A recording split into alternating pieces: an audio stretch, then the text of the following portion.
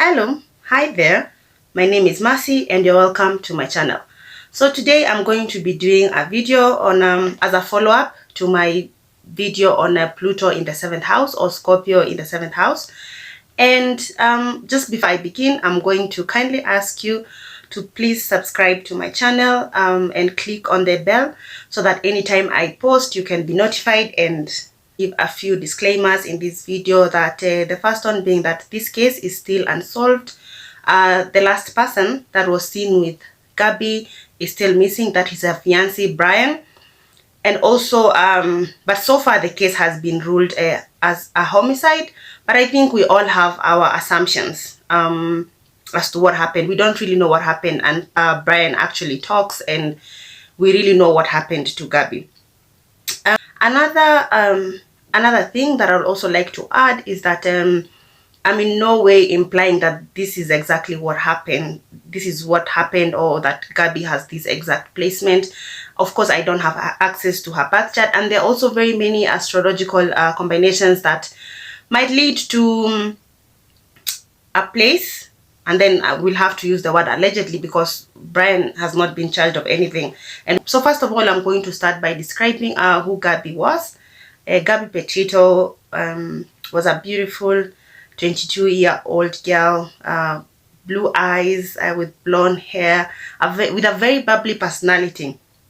I mean, if you've seen videos of her on her Instagram, just a very vibrant person.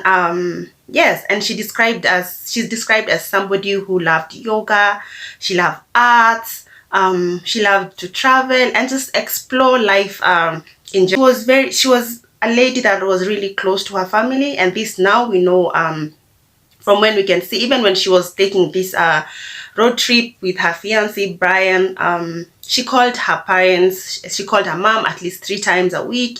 They did FaceTime a lot, she texted a lot, and she was really close to her family and her friends. And of course, we've also seen a video of her best friend talking how they met, and just really how she was such a lovely person, to be honest. And so in this case, we are introduced to Gabby, like I said in the beginning of the video, that unfortunately has passed on, and her death has been ruled as a homicide. So Gabby and Brian had been in a relationship for a little bit over 2 years. They were both from New York.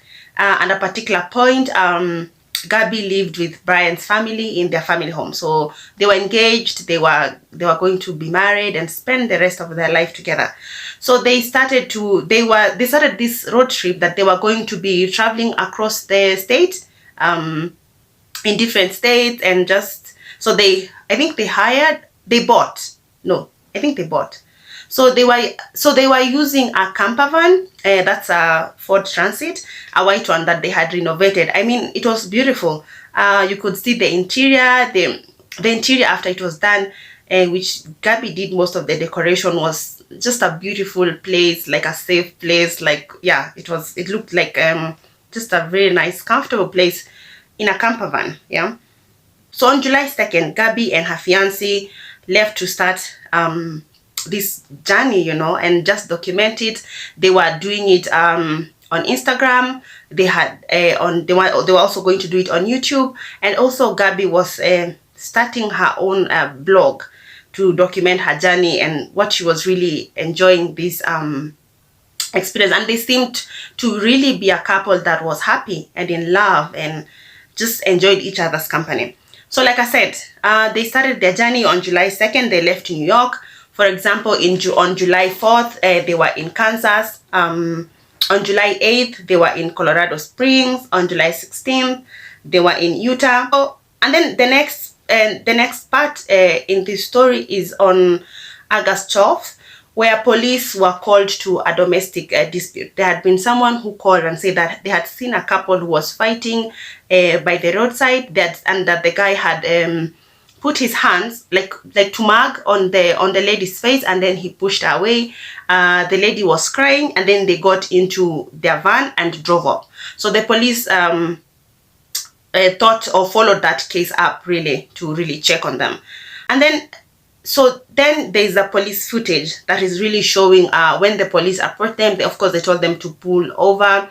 Gabby, in that video, she's really in distress. She was crying the whole time. So they asked her what was wrong. She said, oh, they fought sometimes. She also said that she was a bit OCD, but her dad clarified, like, it was not OCD, like she's not been diagnosed as having OCD, but just the lingo that sometimes people use. And just said that it was probably just a rough morning that she was having with her fiance. And and then I think she was asked why she was crying, and then she said she was really in a lot of distress, yeah, and really trying to express herself. At a particular point, she said that her fiancé Brian didn't believe in her dreams. She was starting her blog, and he really didn't believe that she was going to be able to do it, and that sometimes she was scared. He had locked her out of the van and told her to be calm, but she said she's usually calm most of the time. And then the footage moves on to Brian. So he's asked what was happening. He was really calm, the opposite of Gabby in that video. He was really, really calm. He really didn't say much, and he was a bit jokey the way he was talking with the police officers. And then he's asked what really happened. He had scratches on his body, and he said that sometimes when they fight, he needed Gabby to just leave from his side and catch some space, like collect herself together and then come back. So when he was asked about his scratches, he said that they had come from Gabby's phone, or that the phone had scratched him. And then so the video ends when the police advised them to really not spend the night together, but spend time apart, and then they can meet again. From this video, there's been a lot of people who have just really analyzed the whole thing, really, and asked, was Brian controlling? Was he abusive? Yeah, and just really his whole demeanor. And another thing that really struck out is that when the police officers were dispatched to the scene, call that was made before said that was made by a concerned passerby, said that they had seen the guy slapping the lady. So we don't know if that was included when the police were dispatched, so we don't really know. The story really takes a different turn. Because on August 30th, like I said, Gabby had been communicating with her mom throughout the journey, updating them what they were doing. I think at a particular point she talked to her step dad, and then on August 30th, all of a sudden her mom received a text and said that there was no service in Yosemite. And from what we have heard also, so from what we know, the family has said that they don't really think this text came from Gabby. On September 1st, so moving forward, on September 1st, Gabby's fiance returns with a van, Brian, without Gabby inside, and doesn't contact Gabby's family, doesn't say anything, or really what happened, why are you back? The trip was not supposed to end, I think, until the end of September. And then really doesn't say anything. And where is Gabby? So on September 11th, Gabby's family contact the police and report her as a missing person. So police go to Brian's family's house. They find him there, but the interesting thing is that by the time they get there, he's already lawyered up and he wouldn't talk, and enacts his right to remain silent. Of course, that's his right, yeah. Yeah, so doesn't say where Gabby is, which is suspicious. You are the last person that was with our daughter, with her fiance. Like, why are you not really saying where is she? What has happened? And then I think from there, the events in this case just really become really, really sad. Yeah, I've seen a letter that Gabby's family wrote to Brian's parents, and just really begging them to tell them where to look for Gabby. And they say that they believe that his parents know where Gabby is, and they should just really help, and they should just really help say where Gabby is so that she can be found. it was hard. They said they couldn't sleep. Of course, they couldn't eat. They don't really know where the child is, and begging. That's the thing. Like, they don't have to beg, but oh my God, yeah, that's really sad. So later, by the time I'm recording this video, Gabby's body has been identified by the FBI. They broke the news that they found remains that were consistent with that of Gabby, and it was identified to be her body, right? And of course, that's it's sad. Such a beautiful young lady, and so, and then the thing is that there's a lot. It's really puzzling, Brian's family are not talking. Brian himself, at a particular point, his parents also called and said that he was missing, and said that he had gone hiking in this really huge park, and yeah, he had gone hiking. Yeah, he just went hiking. He started a road trip with his fiance. She's missing, and he just went hiking, and so they reported him to be missing, and up to now he's still missing. Like, they're really looking for him. They don't know where he is. Yeah, so but still, the main focus on this video really is Gabby. And for me, this is in my previous video, just really relating it to just the darker side of human relationships. Relationships are good. They can bring a lot of fulfillment, a lot of joy, sharing, loving, caring.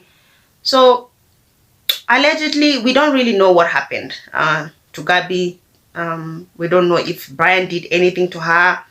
We don't really know. But from the last footage that we've seen of that conversation or that interaction with the police, like, there's a lot to really just see or decode from that relationships.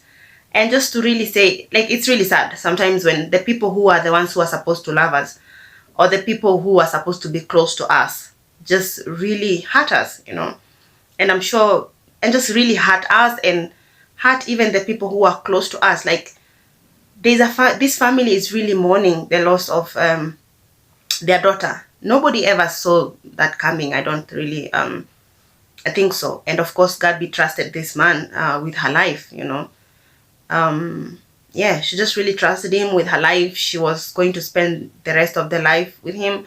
So so right now we are currently, before we really find, or before the police really find Brian, there's nothing really much that can be said. Gabby's autopsy report is not yet out, which will also say a lot about what really happened. But the fact that it has been ruled as a homicide really says she didn't do this to herself. Somebody did something to Gabby Petito. And wherever Brian is, I think the best thing to do is to really come out and really say what happened, yeah, and give his own side of the story. So for me, it's just really sad.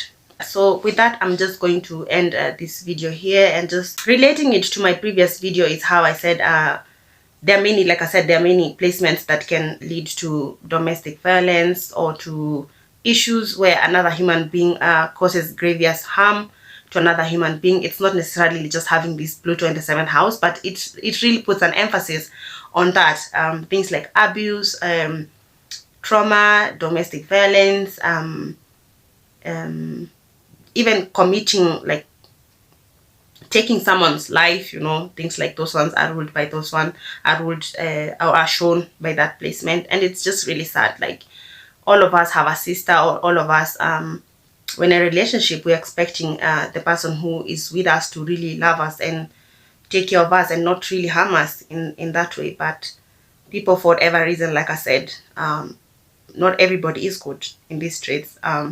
There are sociopaths, there are psychopaths, there are people who have anger issues, there are people who cannot control their impulses, there are people who just really hurt other people, people who are selfish, or for whatever reason, just hurt another human being. And it's truly saddening. Yeah. So I'll just remind people to really please stay safe. Yeah. And if you've not subscribed to my channel, please do. and help me grow this community. With that, bye.